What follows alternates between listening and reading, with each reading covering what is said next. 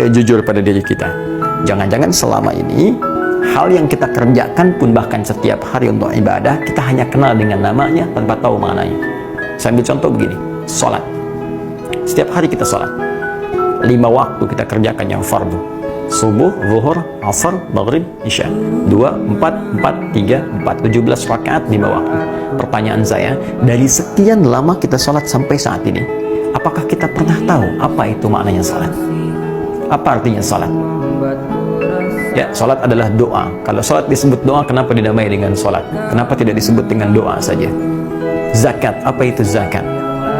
Ini persoalan yang sangat serius. Karena ketika kita mengetahui makna di balik ini, maka kita akan mengerti hikmahnya. Oh, ini maksudnya saya diminta sholat. Oh, ini kenapa saya mesti berzakat. Oh, ini yang akan saya dapatkan. Dengan mengetahui semua ini, maka motivasi akan menguat dalam jiwa kita, dan semakin tumbuh keinginan kuat kita untuk menunaikan ibadah itu dengan sempurna. Ini menjadikan orang dulu itu ketika dipanggil sholat, bahkan belum datang panggilan sudah siap-siap. Bahkan baru turun ayat zakat, itu sudah disiapkan bagaimana caranya saya bisa berzakat.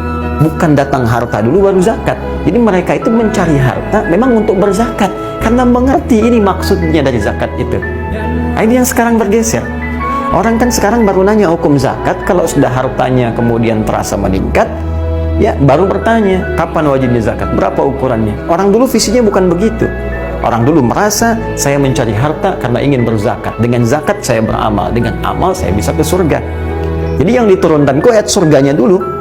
Ya, misal turun Quran surah ketiga Al-Imran, ayat 133 sampai 134. Kita lompat sebentar. Ya wasari'u ila maghfiratin min rabbikum wa jannatin 'arduha as-samawati wal ardu u'iddat lil muttaqin.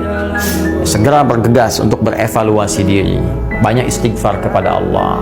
Jangan-jangan dosa kita melimpah. Setelah itu, mencoba kamu untuk bergegas meningkatkan amalan pada Allah Subhanahu wa Ta'ala, dengan bercita-cita dengan amalan itu bisa mendapatkan surga seluas langit dan bumi dengan izin Allah. Disiapkan bagi orang takwa.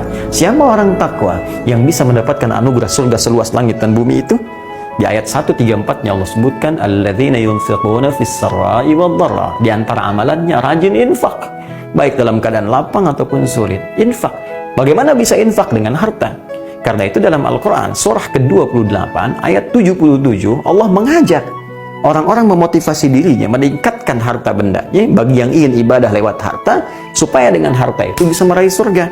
Wabtaghi fima atakallahu daral akhirah wa la tansa nasibaka minad dunya. Kata Allah, dan carilah dengan harta yang aku titipkan kepadamu untuk beramal itu. Jadi bukan punya kamu. Kalau punya Anda, maka Anda akan miliki. Artinya nggak akan berlepas dari Anda. Anda ke kuburan pun akan dibawa. Cuma bukan karena bukan punya Anda, maka ketika Anda pindah ke alam lain pun, maka harta itu tak ikut. Artinya memang bukan punya Anda, hanya titipan saja.